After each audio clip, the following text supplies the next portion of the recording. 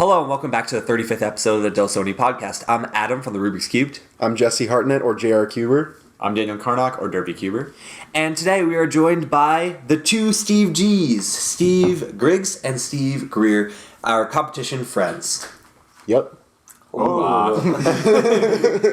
And so right now we are at Flag City Fall 2019. That's the year, right? It's 2019. Yes, Okay. We are all sharing an Airbnb, so we thought it would be fun since we have three hosts on to just all do a one track Dlsone podcast episode. So that's what we are doing. And just hope it's not a disaster. Yeah, we're going to try. But we've done it before in Baltimore, right? You said you did it. I wasn't on that recording in Baltimore. I didn't record that. So I'm hoping when I listen to this, I'm like, oh, I can actually hear people. I'm really hoping. We'll see. We will find out. I'm not liking that it's so low, but whatever. Just bass boost it. All right. Just buoy boost it. Anyway, there may very well be a lot of background noise, and I will do my best. But as long as you can still hear it, I'm going to call it good. So yes. Jesse, it's up to you. Okay. You're the chosen one. It's all resting on my shoulders. So we're going to get started. What? You were my brother. You were my editor. I loved you. So Jesse put out a post on Instagram. We are going to answer your questions. So we'll start with the Q&A and then a cubing in the news, and that should do it for this episode. So let's get started. Okay, this is a funny one from Domino Boy 66. When do you think Felix will release VPerm 2? Well, it just depends on when the manufacturer is ready to ship out the VPerm 2s. Yes. So Depends on when a VPerm 2 is needed. yeah. Well, I mean, if VPerm was so good, why not make a VPerm 2? Right. VPerm wasn't that good. That's why they need to upgrade. Yeah. New VPerm flagship. Wait, so you're saying that if the VPerm is good, we upgrade it, but if it's bad, we upgrade it? Yes. So no matter what. So does that mean every PL needs an upgrade? Yes. This is stupid. JPerm 2. J-Perm My new 2. YouTube channel. JPerm 2, Electric Boogaloo. Return of the Jedi. JPerm 3, Revenge of the Sith. JPerm 4, The Friends We Made Along the Way. JPerm 5, Empire Strikes Back. Okay. It's just like JPerm 6, The Prisoner of Azkaban. JPerm 7, Okay. Return of the King. This could go on for a while. Okay. JPerm 8, Heavy Birtation. This is just the entire podcast. JPerm 11 Pro. We just go through 60, and we're just like, thanks guys, that's it. Okay. JPerm GTS. JPerm Deluxe. Now with more tracks. Sung by kids for kids. JPerm Kids Bop. JPerm 15 featuring Featuring Playboy Barty. Bayperm 11 featuring Playboy Barty. Beyblade? Playboy Barty. Let it rip. Beyblades. It's Nerf or nothing. JPerm 30, it's Nerf for nothing. JPerm 22 Jump Street Edition. Oh, this is a very good start. This is so bad. I hate this. Just so you get an idea of what this Airbnb is like, it's just constant memes all the time. This is our night. Yeah. I'm becoming annoyed with myself with how often we're doing the stupid jokes. Okay. Do you guys have anything to add to this? No. Not in the slightest. Steve's covered it all. Okay. Do you have anything to add to this? I'm sorry, I'm trying to be inclusive. Add to what? You ran out of all the numbers. Okay, we're gonna transition to a serious question now. Okay. Are you guys open to talking to new people at comps? Yes. Pretty much all of the time, unless it's really late in the day and then we're really tired. And then I will still talk to people, obviously, but then sometimes it's like, hello, how are you? I'm tired. Yeah. Yeah, if you get that sort of response, that's the only reason why. Like, it's just like competitions are a lot for a lot of people, and so sometimes we're just tired. It's that if you ever get that sort of response from anybody, it has nothing to do with like them not wanting to speak to you. I feel like if you want to, you should always come up and say hi to whoever you want. The point of the competition is to be social, you know. So Yeah. You have anything to say, Steve? he's shaking his head no. You're supposed to be able to see that. Steve, who was the first person that you met at a competition that you still know today? That's a good question. Probably Ben or Justin. From faraway lands. The faraway lands of what? Canada and New Jersey. Whoa! Wow. I've never heard of New Jersey. Me neither. How about you? I mean, I feel like I'm always open to meeting new people, especially since, I don't know, I'm not well known, so it's not like I have people coming up and wanting to say hi to me, but it's always great to make new friends, and like anybody sure. who talks to me, it's always open. Yep. And I don't think, I guess, try not to feel like too intimidated by us, either. Like, I can definitely pick up when some kids are nervous to talk to us. And it's like, everyone says this, but it's like, we're just people too. So we're not just going to be like, ew, non-famous person, go away. Yeah. The people expect that that's how it's going to be, but it's like the farthest from the truth. So... Yeah, and like Jesse said, sometimes we can pick up when somebody's nervous, and if we're aware of that, we're going to try to be more willing to talk to you so that you know that there's nothing to be nervous about, Yeah. So always feel free to come and say hello. Mm-hmm. Yeah, like sometimes it's anybody. Like if you're in the competitor area and you just see someone that like you just want to talk to, like, and you've never talked to them before, it's so easy to just go up and be like, oh, yo, what are your events? What are you competing in? What do you average? Exactly. And then the conversation is just there. And honestly, you don't really have to. The conversation doesn't really have to last that long, specifically in that setting, because people are competing, walking in and out, and it's just like a really relaxed atmosphere. Yeah. Yep. Pretty much. Okay.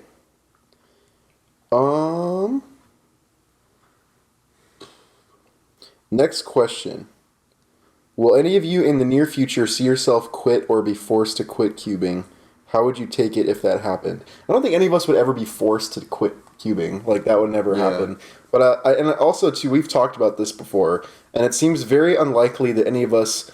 Like, even Rami talked about this in his, like, addictions video, where it's like, no cubers have ever just been like, I quit, and then they never touch a cube after that. Yeah. It's usually just, like, a gradual process where they slowly lose interest, So that's probably what would end up happening. But I don't see that happening for me, at least. And probably for you guys. Mm-hmm. So Something interesting that I've noticed, like just being around more cubers, this happens a lot.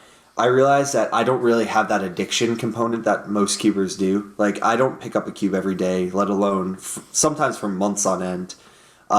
It's wholly dependent on the people I'm surrounded with. So, like, I have that urge when I'm at a cubing competition. But unlike a lot of good cubers or even other cubers who are just really into it, I don't find myself picking up a cube all too often. But I still wouldn't say that I'm like quitting cubing, And I could be in a stretch where I'm very busy and I don't go to a competition for a year and I just don't cube a lot for a year. I wouldn't say I quit cubing. It would just be the gaps between when I'm actively cubing get a little bit longer, but I'm still a cuber. So I don't know anybody who's quit cold turkey like that. I don't know if that's possible. But yeah. Yeah. Personally, I really feel the addictive properties of cubing. Like, I cannot go a day without cubing. That would be so difficult for me. It's just a huge part of my life, and I really don't see quitting at any point in, like, the next 10 years even, just because of how therapeutic it is and how much enjoyment I get out of it. Mm-hmm. Yeah, I'm pretty much with Steve on this one. Like, it's kind of addicting in that it's a day-to-day thing, and I'm so used to having it. But it's kind of, you just have to weigh it with other things and realize when you really don't have the time for it because it can be harmful. Yeah. Just like any other thing that you're addicted to. Yeah, I mean, it's definitely one of the better things to be addicted Yeah. to if you really are. Like, it's not going to be super detrimental, you know? But, and it's like we've talked about this before about how much good it's done in all of our lives. So, Yeah. I mean, like, I don't think it's a bad thing or anything. But, I just want to add, this is an interesting thought. Like, I think about this sometimes. Cubing is a very young hobby. And so the fact that we can all attest to the fact that we think we'll be cubing in a decade really interests me.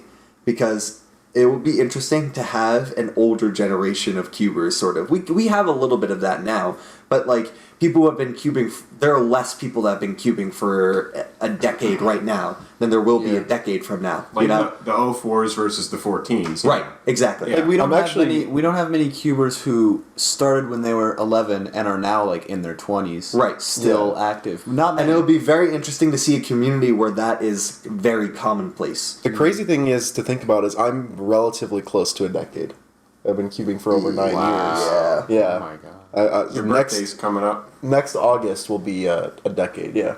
So Wow. yeah, Congrats. which is really crazy because to think about because I'm like still feel really young, and at least sometimes you know it's weird like sometimes you're like wow I'm old like look at these people that are younger than me that have done so much with their life, and then other times I'm like wow I'm only 18, you know? Yeah. And it's like, well, I still have like 60 years. Well,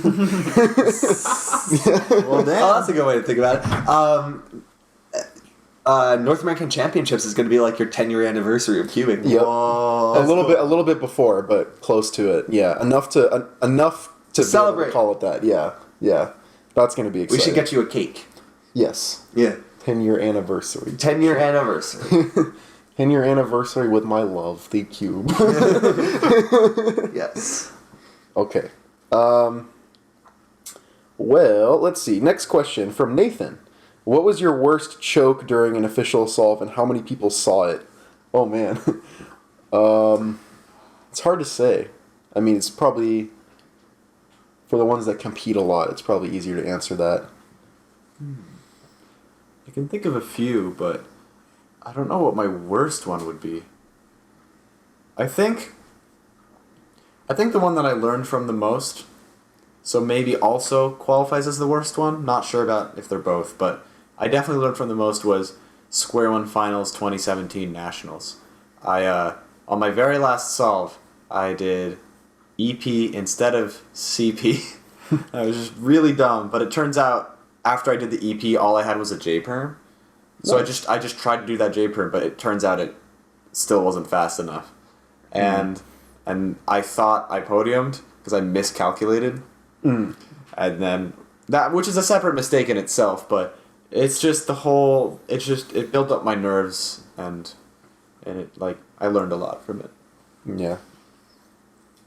I don't know. It's hard to think of because the only people that would watch me at competitions are just like fans, basically, and like viewers, and so it's not like there's a lot of pressure. But I think I remember sometimes where I just bomb a solve really bad, and I look out, and there would be some people like making like sad faces at me that were recording me, and I was like, "Oh, sorry." Yeah. I've never recorded or watched other than my DG, who's my support fan group. I recorded you at nationals. You did? Yeah.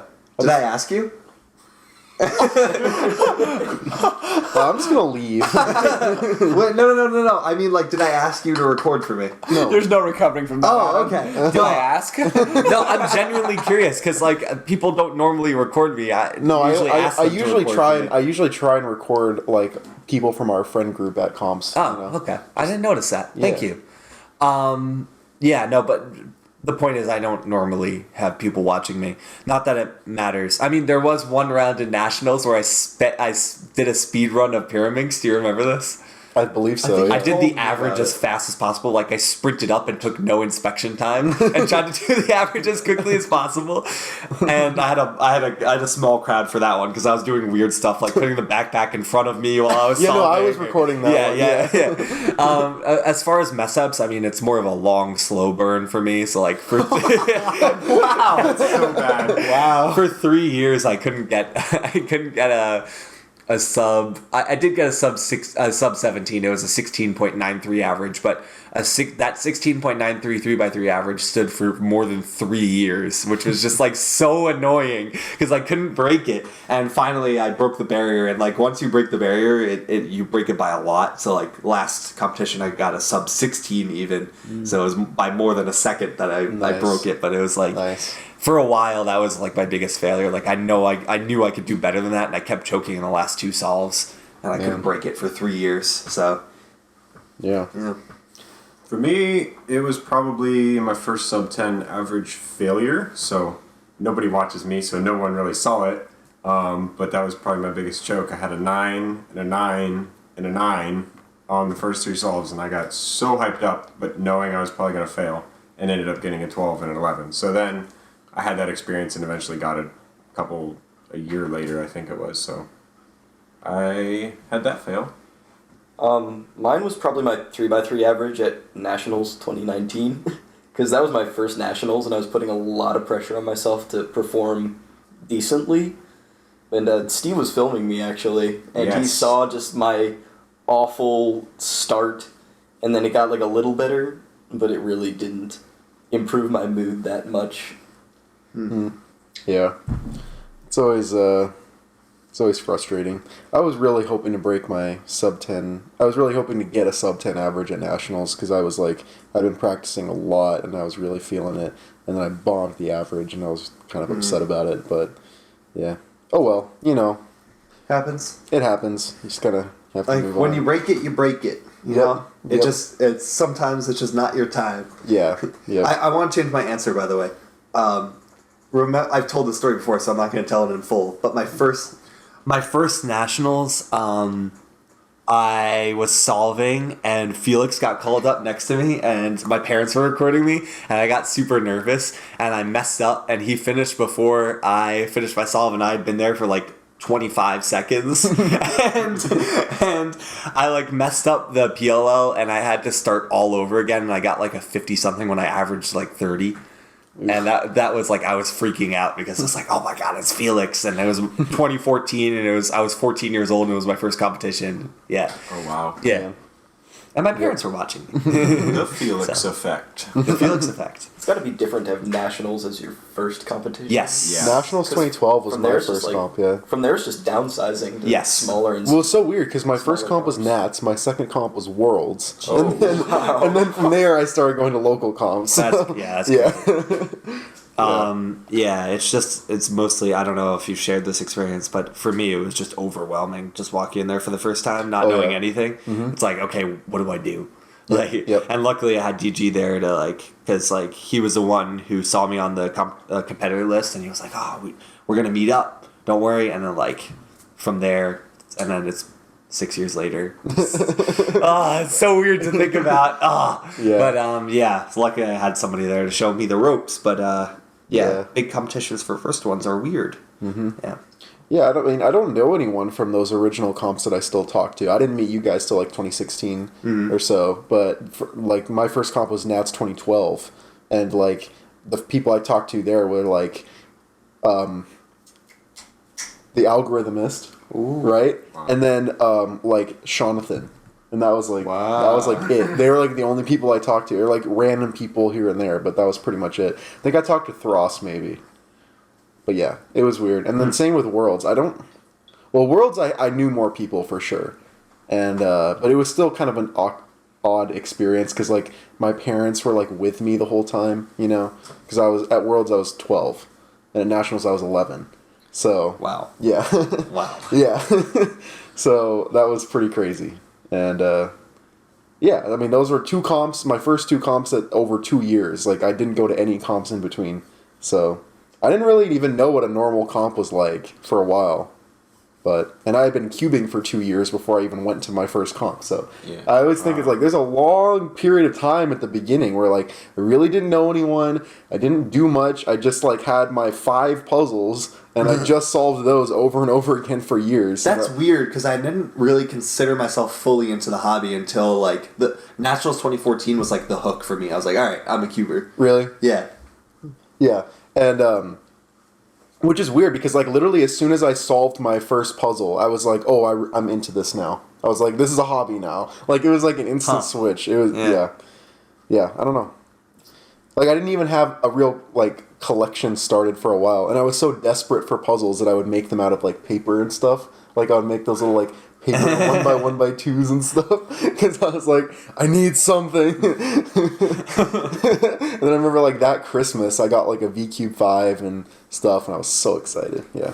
It was great. And I went and I, like, fully modified it, got a V6, did a full Pi mod on that. Oh my goodness. And when I was like 11, I was like, what am I doing? I remember days at my grandparents' house where I would just sit on my laptop and like add like an infinite amount of puzzles from lighttape.com. Yeah. No, I did the same thing.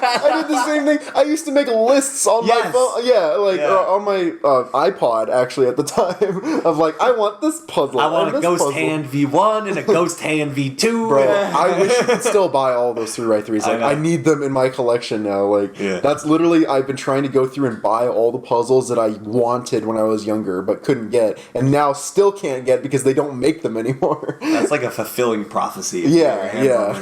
I know, sometimes I'll get one of those puzzles, like, I remember, like, dreaming about this cube when I was really young, and now I finally have it. And you're just like, puts it on a shelf. Pretty much. It's like, not like I actually use them. I'm just like, oh, cool collector's item. On the shelf.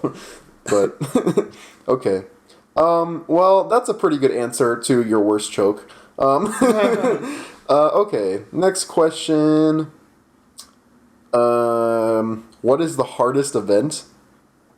Multi-blind or 5-blind? Yeah, multi-blind or 5-blind, pretty much. I don't think there's any contesting that. I mean, based on my results, it's definitely multi-blind because that's the one I fail the most. Yeah. Or maybe the hardest achievement, I guess, would be 5-blind mean. Really? Probably, yeah. Is that even a thing? Like, could that? Yeah, They just made it. They made that a thing. Really? Recently? Yeah, like this year, I think. Oh wow. Okay, I didn't know that. Yeah, Stanley Chappell got crushed the world record means during Worlds. Dang. Or maybe not for 5-blind, but for 4-blind for sure. Yeah. he got the 4-blind mean during Worlds, but he already had the 5-blind mean at that point. Oh, okay. So. Okay. Anyway, and then next question by the same person: why is Clock so hated by the community? Steve. Well, I am not part of that community. I love Clock. And the reason I think it's hated is just because people haven't tried it. The hardware is also a big part of it. People have crappy clocks, so they try to do... I would say to someone, you need to do like 100 solves to get a good opinion on it, but they can't if their clock sucks and they can't get through 5. So people just... The barrier to entry is the hardware, and people don't really go out and get a good clock because there really aren't that many options. So that's probably why it's so hated, because people haven't been able to get into it. Another popular thing I've heard is that it's hard to do at comps because there's not that many people that do it, so it's hard to find scramblers and judges that know what they're doing. And also it's like not spectator friendly at all. Stuff like that. It's just not a very WCA friendly puzzle. Yeah, and it's not really which is why I think it's a great puzzle on its own, but in the context of WCA it just doesn't function that well. Yeah, it's also not really a twisty puzzle like any of the other puzzles. It's a rotatey puzzle. Yeah, like it's like a gear type thing. Like, it's just like, sure, it's made by Rubik's, but it's not really a twisty puzzle. So I think that's why people but Rubik's also made the Rubik's Bear, and that's not an event. Yeah, I mean, they made Rubik's Snake. Oh god, no. Please. Rubik's Bear FMC. It's a 1x2. No, we're all record. Exactly. 1. 0. Yo, when are we getting Revolution as an event? I would slap at that. When are we getting Rubik's Touch Cube as an event? VPerm 68 Revolution. Okay. From Renato Meritato. Rento. Are birds real? I think No. I think from Nationals, Renato knows the answer to that question Yep. Pretty much. when he met a bird. Only if they are pecking at your face. Yes. Blake says TFTI. No! And now I'm sad that we didn't have 3 guesses. Should have called Blake. Yeah. Aw. Sorry, Blake. We'll get Blake on another time. Yes, we shall. Blake, you're invited. Yes, officially invited at an unspecified time. Okay, from Cube D Rabbit. Cubed Rabbit. That took me a second. Cube D Rabbit. That is what his name is. Predictions for locations of the next world. Texas. Howdy, y'all. Micronesia. Tibet. It's a very long competition. Competition. It's like one the hallway. room that makes like the Yeah. piece of space. It's just a hallway of a competition. you just have to like crawl under the tables. We to were get to the walking next into one. Derpy's dorm, and I was like, wow, your room is very long. It was the hallway. And then we were discussing, what if you bought an apartment that was like 400 square feet, but it was 400 square feet, but it was only like 3 feet wide. So it was just a giant-ass corridor with a bed at the end. Somebody would find a way to make use of that space. Some track athletes would love that room. Yeah. Don't even have to You leave gotta the room. Yeah. Put your alarm clock at the other end of the hallway. Oh no. Okay, but like an actual realistic answer. Answer. It's probably Cube D Rabbit. It's probably like somewhere in China or somewhere in Asia. I was thinking Asia, yeah. Yeah, like I feel Asia. like South Korea, China, or Japan are probably good options. Japan. Yeah. I would love I'm going to Japan in 2022, so if they could give me an excuse to go earlier, then I would appreciate that. Stay there for the whole year. Oh my goodness, yeah. Yeah. Yeah, It's I'm like- committed to 2022. I want to visit really badly. Yeah, that'd be awesome. Depends on visas, really, for which Yeah. country it's in. I guess so. Yeah. I mean, I don't know what the Japan cubing scene is really like. Like, do they have big competitions there? Oh, yeah. Really? They just had They just Japan had yeah. championships. Really? Maddie, Okay. Maddie won. Maddie Hiroko Inaba, I think. Sounds familiar. Yeah. Okay, cool. So it's possible. Okay. Jacob Stover said hype. Thank you for the hype. Jacob Stover! Meme Lord 1000. Yes. Derpy has been looking at that picture of you sitting on a toilet non-stop this trip. Like every time I look over at his phone, it's just that picture of you on Instagram. Because it's so funny. Like it was one picture, oh, he's ready to fight, and then the second picture, oh no, he has to poop. And you can see his face is like, I did not want to poop today. Yeah, that's amazing though. Those are okay. Cubing historian. Hello. Yo, Thomas. Thomas. Hello. How are y'all doing? Good. how are you? It's like Dora the Explorer. It takes a while. to go all the way to Moving Australia. on. Excellent day. We should just make the whole podcast like a Dora the Explorer interaction episode. We were like, Do we you have say April Fools? swiper? Did you get an OLL skip? Good. You did. Excellent day. Where do you think the next worlds will be? I think it'll be there too. Let's look at the map. On the map. On the map. On the map. On the map. On the map. On the map. On the map. On the map. Hey, on the listeners of map. Dlsone, is this And what you copyright imagined when you strike. thought Dlsone podcast? What? Hey, listeners of Dlsone, is this what you thought this would be? Five Yes. grown men saying, I'm the map. On the map. We're not grown. 25 we're grown. That's when our frontal That's lobe when we start stops. dying. Yes, exactly. That's when you know you're fully grown and you start dying. Well, then. Anyway, that's how we're doing, Thomas. Dying. No, not yet. We're not 25 yet. Right. Okay. TNL cubing. Who is better, Steve? This seems like a very Wait, we should settle this with a thumb war. This has been a long debate ever since I sat down to solve, and Steve complimented my initials when I signed the scorecard. Who is the better, Steve G? It also depends on where we are. If we're at Chick-fil-A, then Steve over here is the Oh, better. it's always Oh, yes.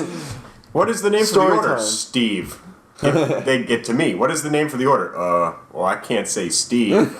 Today, actually, I used Francis. Yes. I took on another personality. Griggs was Francis today. Yes. TNL is also a Thomas. That's true. Yeah. Yeah. Oh, that's an We got two Australian Thomases in a row. First name TNL, last name Cubing. So we have like 7 Daniels in America, also 2 Steves in America. at Two least two. G's. Yeah, at least 2. 2 Steve G's to be more specific. And we have 2 Thomases in Australia. Mm-hmm. I wonder what else we will find. Wait, On the next episode of Dora the Podcast. Dlsone the Explorer. Dlsone the Explorer! Oh, good. Okay. To Daniel. This is a very specific question, but why not? At what point do you think it's right to learn CSP? I average 12 to 13, and I'm thinking of learning it. That honestly sounds like the approximately the right time to do it. Because like you want to be able to have a very I want to say high, a very high comfort level. That sounds awkward, but just like a lot of comfort with cube shape in itself and like how to navigate around it. And then you want to start learning CSP, because if you don't have a good understanding of intuitive CSP, or a good intuitive understanding of CSP, then CS, then CSP is going to be a lot harder. But honestly, I've seen people learn it at way slower and at way faster, so it really is just when you feel like you're ready. Cool. I didn't I'm understand ready. that. I'm ready now. I average a minute. I'm All ready. more power to you. I am ready. Anyways, that is pretty much all of the questions. But we haven't really been recording that long, so I propose we do a little discussion, a little side discussion, conversation. No. No? Yes. What do you think? Viewer? Comment down below. Okay, what are you thinking? Well, because I've proposed this before, but just like, is there anything that's going on in the community lately that you all would like to discuss? Any news, any world records, anything that is like, oh, that's cool, or something? Can we talk about Stanley Chapel being a beast? Let's talk about it. Stanley Chapel is amazing. Can somebody pull up his recent list of accomplishments? Stanley Because it's the Manly. insane. He's right now, like, basically, I would argue this is a term that used a lot in sports, like the most dominant player. He's the most dominant cuber right He's the now. MVP cuber. Yeah. People think Felix like had dominance in his prime time, but Stanley right now, like He's in terms of pure dominant. in terms of like relative to other cubers, like The thing, like the difference between Felix and Stanley, I think, is that like when Felix was in his real like prime, like full dominance over everyone else, he was really like beating other cubers that were competition with him, like by like small margins and stuff. But like Stanley over here is just like by a mile ahead of everyone else. Like at Worlds, a lot of people probably know this, but like his 5x5 blind world record could have been 3rd place for 4 blind at Yeah. Worlds. Yeah. And he very well, for this event cycle at least, may be the last person who's that much ahead of the rest of the competition. Like there's no real room in any other events to be that dominant in certain events. I think he's just a living proof that Big Blind had not been that explored yet until now. For real. Yeah. Yeah. I just find that really interesting. Mm-hmm. And it'll be interesting if the events get refreshed or new ones are added, how we see that like pattern trend. Like, because if something new is added, I wouldn't think there would become a dominant force because everybody at the same time would start learning and practicing it all at the same time. So he very well might be the last dominant force in cubing for a very long time, even if new events are added. But Yeah. just makes him such a like interesting cubing historical anomaly. Like, Yeah, because even like when Skew was added, because of the nature of the events, like the record went down really, really quickly, and Yeah. it was held by a lot of different people. It wasn't like one person that was dominating and like getting it down super low really quickly.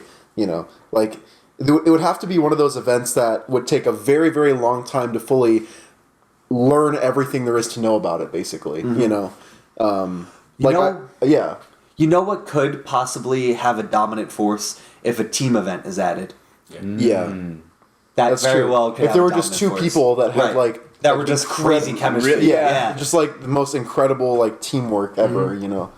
Other than that, Synergy. like as a single person event, like nobody's come close to Stanley in the past or probably in the near future. I mean, the only one that's even like gotten remotely close is Max, right? Because he did break a lot of records really quickly and still is lowering them a lot. And like his, especially in 7x7, like Yep, that gap yep. between everyone else is comparable to Stanley. It's very big. Like it's very large, especially with like how ridiculously high his 7x7 times would place you in 6x6, which is crazy. You know, like it's he is closing the gap between the puzzles of like it's not as much of a gap between each cube anymore. Yeah, you know, yeah. which is really interesting because like when I started, it was like a big giant gaps between each puzzle, and now it's like getting really small. Right? It's like 4x4 is like what is it 18, 17? 17. Yeah. Then 5x5 is like 36. 30, yeah.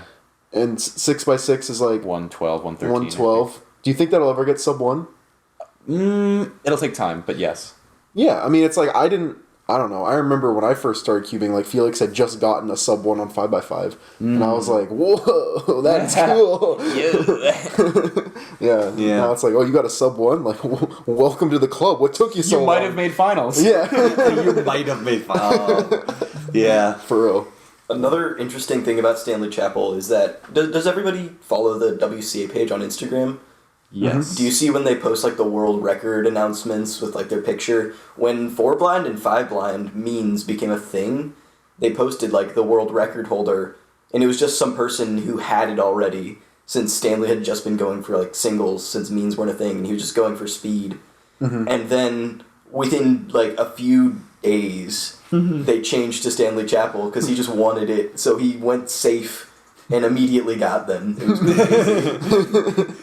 That's awesome. Without even trying. Like, yeah, I'll double my times and get Yeah, it. you know, I think I'm just going to be vibing a little bit, maybe break a world record.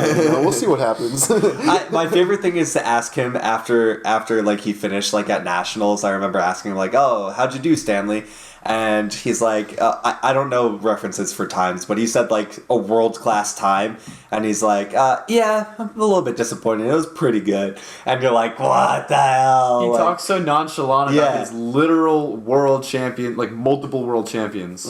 Sorry, that's a bad way of phrasing that, but him winning worlds. There are at that event. There are multiple Stanley Chapels. Yes. there are And multiple. they're all good at different events. There's one that's good at clock, one that's good at 4x4 no eyelids, there's one that's good at 5x5 no eyelid, and there's one that's a little no worse, but eyelids still would mean pretty that good your at eyes are 3x4. open. But he has the blindfold. What if they're all just like different, like different variations on his name? Like the one that's good at like big cubes is just like Manly Chapel. Manly Chapel. And And he's just like Scalpel. he has yet to be revealed. He's Scalpel, gonna make his grand appearance the and collective like eye. lower One down. day. Also, we have to appreciate his high level of memery that he's achieving as just a figure in the Cuban community, because his T-post during Cuban USA Nationals this year was just iconic. Like, no other Cuber has done What a something that Manly Chapel, outrageous. for real. Like, His he really T-post? embraces himself as a Yeah. meme. It's true. Scalpel. Scalpel. We love Scalpel. I love Scalpel. This is the Scalpel fan club. Yes, yes. That should be the name of the episode. I kind of want to make it one of the V-perms. Really? Like V-perm 6 and Prisoner of Azkaban or something like that. We gotta find We just gotta The find best the best V-perm, one. yeah. I don't know. I really like the V-perm 22. Oh yeah, what do you guys think V-perm of 22 Max jump shoot. finally breaking that one-handed world record? Legit, like that was yeah, like legitimately that was great because like he had broken it before, but Yeah, it it was was so- legit. such a and weight I off was his back. is like one-handed OH is cursed forever to always be like a miss scramble or something like Yeah. that, you know? And because the old one Finally. had stood for so long, Yeah, it was and the then it oldest finally was like, oh wow, someone actually can get that fast of a time on a legit scramble, you know? It was the oldest by far too. It was Yeah. like Yeah. 4 or 5 years. Yeah, and then right after that, Keaton almost breaks it. It's like so sad. Yeah. that was sad. Yeah, yeah. He'll get it again. I'm very impressed by Keaton though lately. He's been like grinding on OH. He just got and another PR average in He OH is today. 11-15. He's So- almost sub 11. I'm so happy for him. Like, he really deserves it. Yeah, definitely. Couldn't be prouder. Yep. I could be. Oh, Really? Just a little bit. You might want to direct that towards Keaton. Keen, I could be a little prouder. Okay. Back on the Max thing though, I'm really glad to see someone else was able to get sub 7 in OH, because for a while I was just like, oh, it was a fluke. Even Felix can't really reproduce that again on a regular basis. Does Felix even have another sub 7 OH in comp? Not I to don't my think so. knowledge. It's a high 6 too, so it's not like it's It was a 6 Something like- What's his next best time? I think I can look that up. Actually, it doesn't really matter, but whatever. Yeah. I think it might be like an 8 or something. No, he definitely has some 7s. Really? I feel like. Who else had 7s before? Did Max have some 7s? Well, Jonathan Esperaz had NAR single for a while. Really? He's a Canadian. He had like a mid 7, I think. Wow. Okay. And that stood, I don't know how long that stood for, but it was a little bit.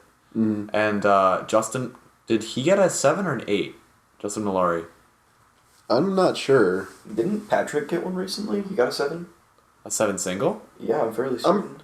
Oh no! I think he got really close to WR average at Worlds. And then they misannounced it. They said it was WR, but it Yeah, wasn't. It was yeah. like number 2. Yeah.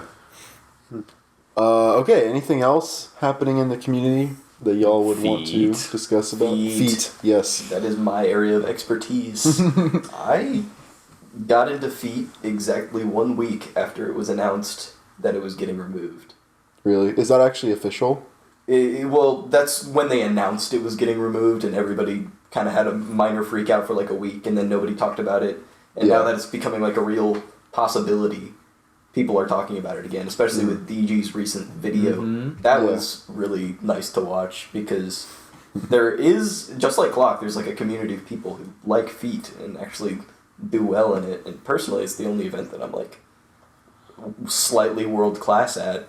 Like, Yeah. even close to world class at. And it might be because I like it, it might be because not many people do it, but it's still enjoyable for a very large group of people. Yeah, I think for the people that like Clock and Feet especially, it's probably because they're the events, well, maybe besides Big Blind, that have like the least amount of people that compete in them, you know? So like the barrier of entry to getting good at the events, it's not quite as like massive as a time commitment as it would be for a big event, you know? It really isn't. Yeah. And it was interesting, as soon as Feet like was announced that it might get removed, Yeah. it just got even more and more popular.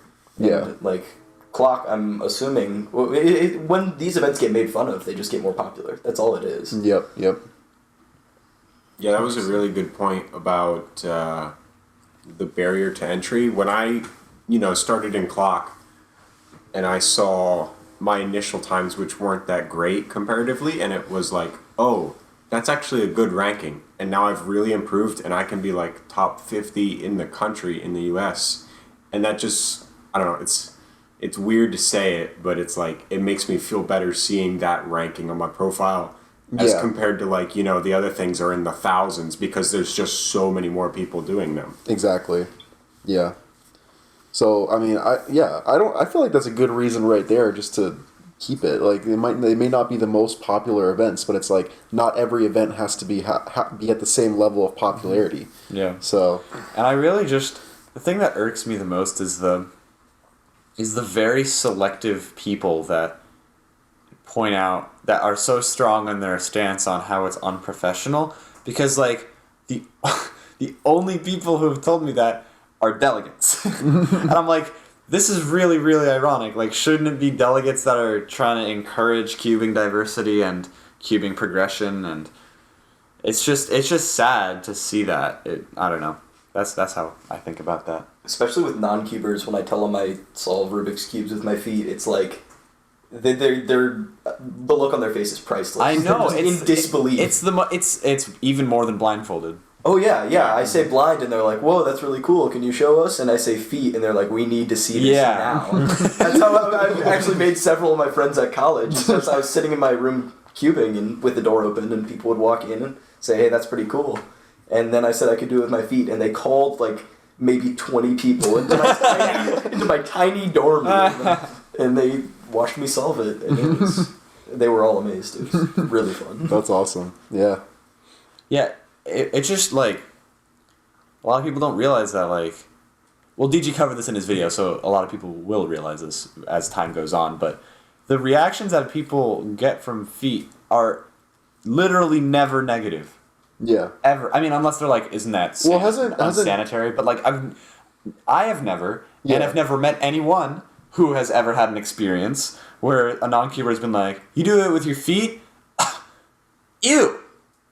Hasn't DRL had some experiences like that? Well, I mean, he's probably the most likely person for that to happen to, because Yeah. he's the most exposed. And isn't he also very like vocal about it that he does feed and And he also is in like that too, and like he's been on like a bunch of TV programs, so he's broadcasted. yeah, yeah, In the year I've been doing feed, I've never received a single comment about yeah, anything having to do with sanitation except from cubers. That's yeah, it. yeah. And that's like maybe one or two. I am actually for the removal of feet, but I agree that the sanitation argument is a dumb one because it's always unsanitary. Like cubes are really, especially at competitions, are very good germ vectors. Mm-hmm. So So what's your main argument for removing feet then? it's arbitrary. Really? Yeah, Elaborate. foot is arbitrary. What is your definition of arbitrary? Like, Why feet? Like there's too many. well, I can variations answer of that 3x3. question. There's Yeah. a reason why feet was implemented. Yeah, Because there was a dude who couldn't compete because he didn't have any arms. yeah. So he competed with his feet, and thus they added the event. So like literally just inclusion. What about the guy who does it with his nose on an iPad? Well, that's just a more unfortunate situation that like we're gonna have to find a way to work around. I don't know. I don't know how to answer that. Yeah, I don't know. Just I don't like that argument either because it's like cubing is about inclusion and it's also about personal achievement. So Wouldn't one-handed and blindfolded be arbitrary then too? Like Yeah. they're just different ways of solving a 3x3. not blindfolded, one-handed. Yeah, I'm an extremist. I am all for recycling all events except for 3x3. Really? I've said this before. I would get rid of all of them and put in new ones. I honestly would. What would you replace them with though? New things. I don't know. So you just don't But- like any event except 3x3? No, I like all of them. I mean, What? I don't like all of them, but I like most of them. It's not. I'm not saying remove them because I dislike them. I'm saying remove them because I like new events. But So just keep cycling out the yeah. events every few years or something? not every few years. No, every few decades maybe.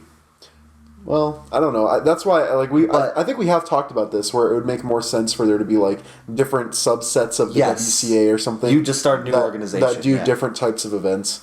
Yeah, I think the team. but to go back to Yeah. it real quick, if that's the case, you let that person compete in two-handed with their feet instead. Like, why do you got to create a whole new event for that? So, I get it. I understand the value of the event, and I don't think it's a bad event. I don't. I just think that, and you know what? You asked me what my main argument is. My main argument is actually going back to the whole recycling thing. I think that there should be room for new events, and that's why I think we should be getting rid of the weaker ones, and I think that clock and feet are the weaker ones. I don't think they're bad. They're just weaker out of all the other ones. How many So, people do them? yeah. Do you agree or disagree?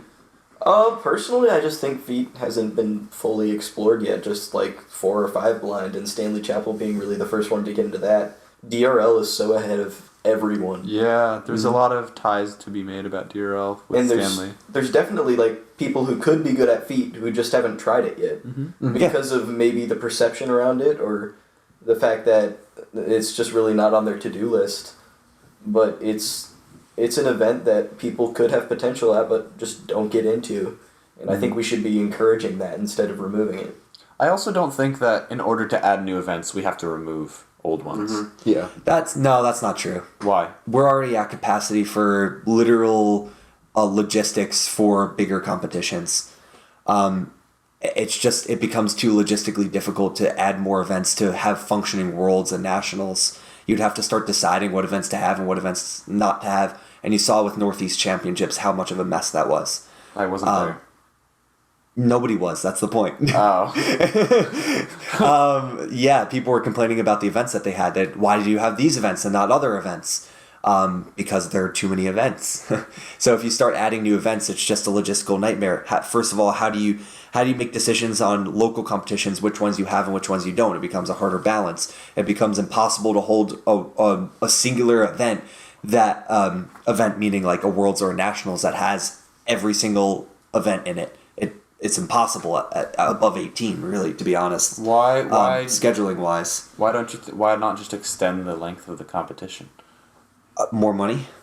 Well, why not just? I mean, why not just print more money? Well, I mean, I think what you're getting at, though, is like, why don't we just add new events when we have more funding? Yeah, no, I think that's what you're getting at. Great. When cubing becomes a big, I'm not arguing with that. Yeah, when we get better, and also I don't want it to sound like I am like the type of person who's like, yeah, feet's gross, let's get rid of feet. Look, if feet stays, I'm happy. And I agree with Steve that there's a lot more to be explored with it. And it's very easy from my point of view as somebody who doesn't do these events to say these things. I'm very much aware of that.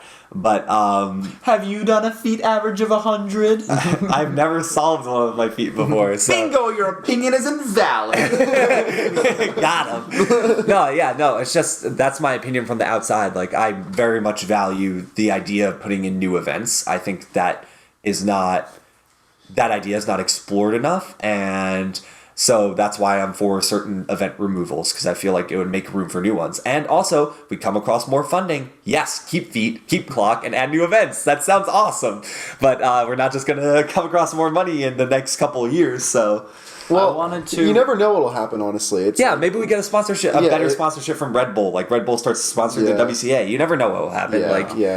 Stuff like that can pop out of nowhere. Like, very, very last minute. Yeah. I mean, not last minute, but I mean, very we were sudden. talking about, like, how much our lives have changed in the past couple of years. Yeah. With, like, things it's like, I never could have expected all of these things to go this way. So it's like, you never know what's going to happen with cubing. It's like, I would never have... Well, I guess I could have expected it, but, like, it's still hard to believe how big it's gotten. Yeah. And, like, how, when I went to Worlds, it was like, wow, this is, like... There's a lot of actual production going on here. Like, this is a real event. It's not just like... With a couple annoying exceptions. Yeah, well, okay, sure. But, like, still, I was like, wow, this is very, like, professionally run, for a competition, And it's like, if that kind of funding was given to just the WCA in general, and the WCA delegates were actually paid, and people, and all that kind of stuff, like, sure, it would change the dynamic a bit, but... It could open the doorway to adding more events, holding longer, competitions, stuff like that, People getting even more serious. It would cause people to get more serious into speed solving if there are better incentives. Yeah. I think that would be great. You're absolutely right. We never know what could happen. I would summarize my stance as, if it means removing events, if it means something happens where we get more money in the WCA as a whole, whatever it means, I'm for adding events. That is my stance. And so that somewhat affects my viewpoint of the whole issue around feet. So it's like, it's an adjacent issue to me. It's not a direct issue. It's more of like my opinion of we should be adding events sort of affects how I think about that. But since I don't do feet, I don't have a direct opinion about it. Yeah. Other Steve, do you have another opinion to add to this? Other Steve. Also normally Steve. I'm Auxiliary Steve. Auxiliary Steve. Steve with the I think we should just do last names. Griggs. Speaking of ding dong, the grandfather clock's going to go off soon. Yay! Okay. That'll be a signal to go into the next segment. Okay, say your opinion quickly. Comps like Worlds can't really get longer right now because they're based around a weekend.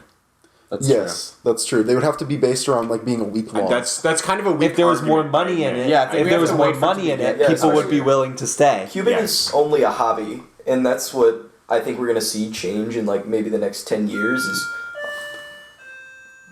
Go ahead, finish your thought. is more and more people making a career out of cubing in general. Like, we're really just starting to see the beginnings of that. Like, it's a Copyright young strike. Grandfather clock. .mp3.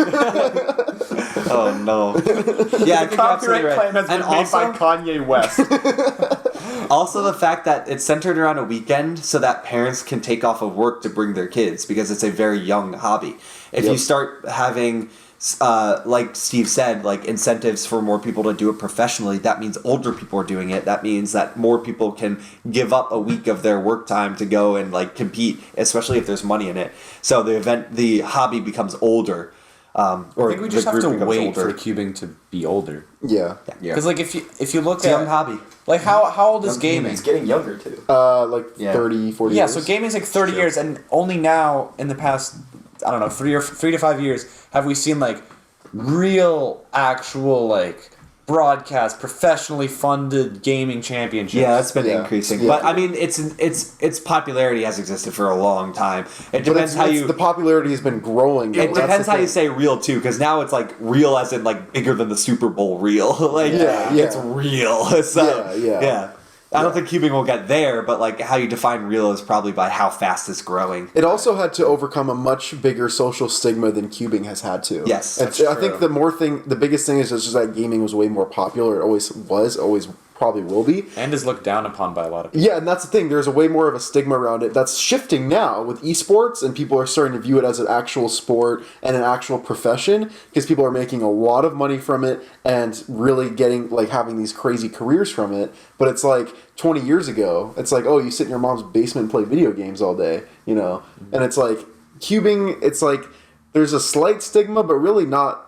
There's not really a stigma if you're a cuber. It really you know? goes away when you're older, I found. Yeah. Like when I was in middle school and high school, I felt like I had to sort of hide it. But now that I'm in college, whenever I mention it, I never get a negative reaction. Yeah, no one cares. They think it's cool. Yeah. So I don't think I ever really get negative reactions. I mean, like, the only time I'll get sort of a negative reaction is when it has to do with money, and I say, like, yeah, I go to competitions, and they say, oh, well, do you win money at these? And I say, no. Like, maybe $10 in gift cards. And then there's always just the, oh, okay, so it's just for fun sort of thing. Yeah. yeah. It's not really a negative response. Right. Because It's just more understanding. it's Yeah. it's kind of definitely like, oh, it's a reflective little... of it being a hobby and not the professional aspect. Yeah, it's just Yeah. like, it's a little less useful in the grand scheme of life. Yeah, yeah. But we've also talked about how useful it can be as well with other aspects of life, like Oh, entirely. you know. So Cubing taught me how to improve. yeah, just Literally. at life. Like like now like I'm so grateful for that fact, because now that like I'm approaching learning like different, like I'm actually like trying to learn, like because like seriously, I'm trying to like improve a skill set daily, and you know with progression. I've found that because of cubing, I've dealt with it with a lot more patience Yeah. than I would if I hadn't grown up with cubing. Yep. I think that is one thing that sets cubing apart, though, is the amount of patience it takes Yeah. Yep. in learning, and the few people who have that patience who actually get into it. Yep. Yep. It's a difficult. It definitely requires a certain type of mindset, I think, to really get into it, which is why I think a lot of cubers really get along so well. Because it seems like everyone already has a base level of kind of similarness in their personality types. And then, I mean, of course, everyone's going to be different.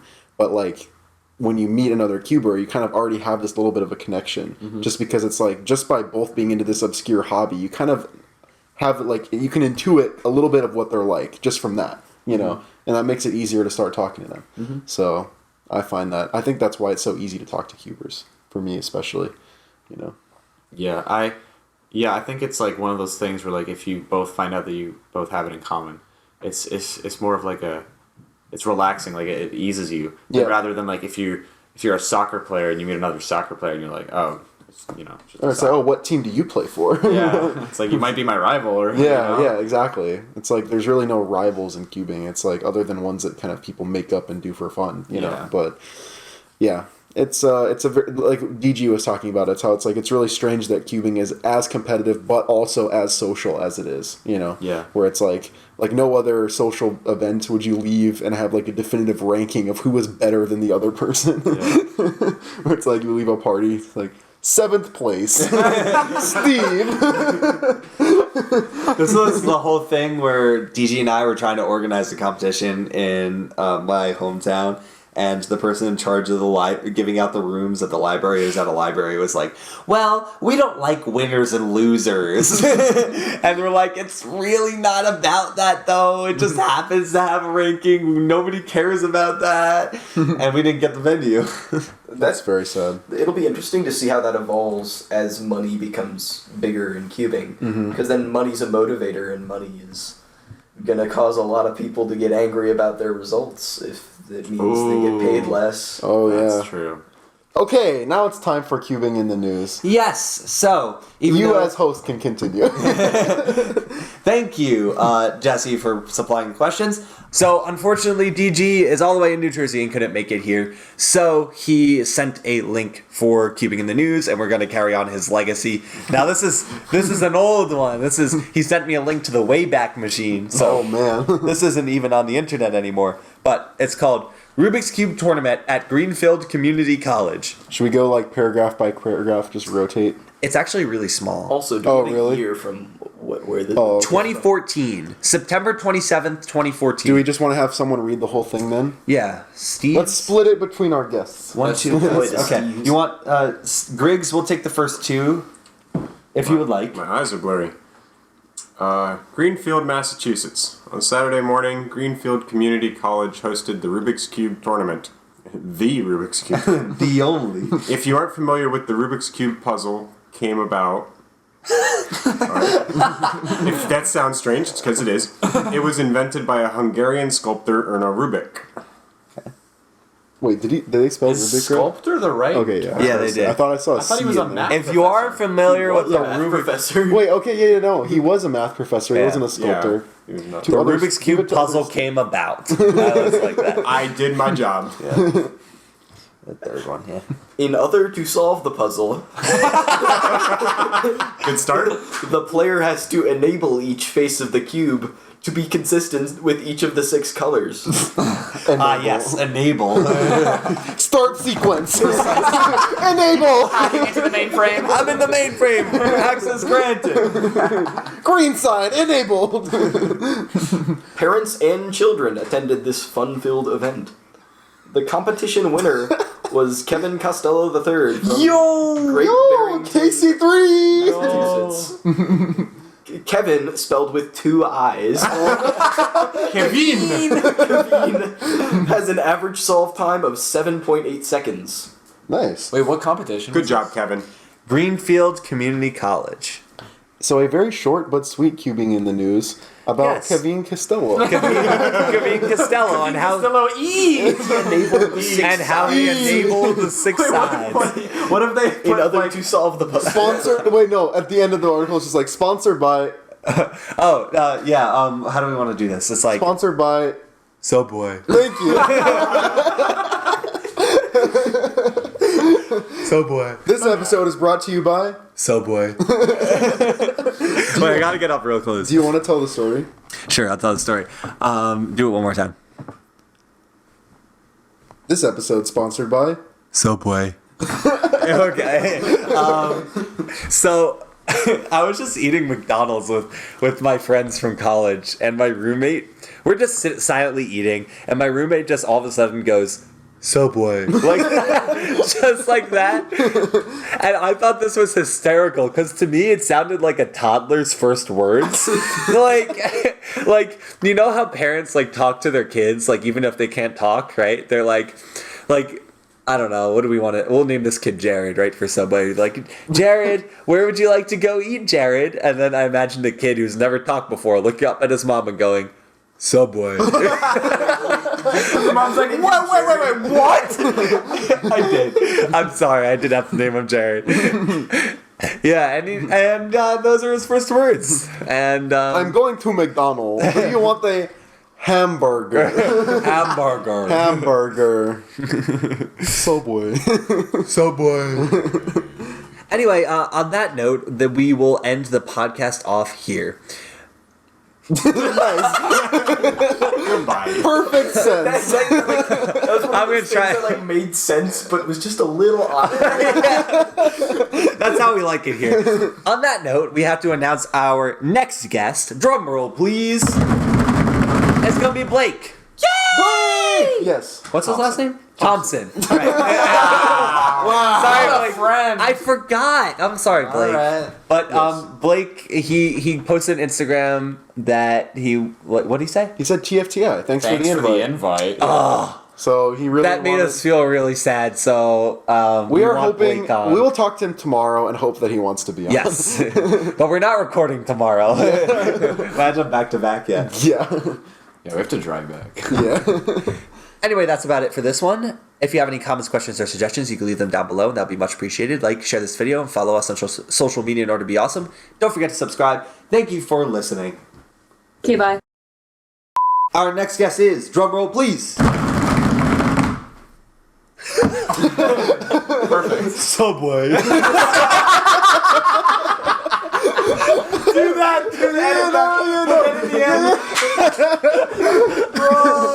All right, bye guys. Have a great night. Subway.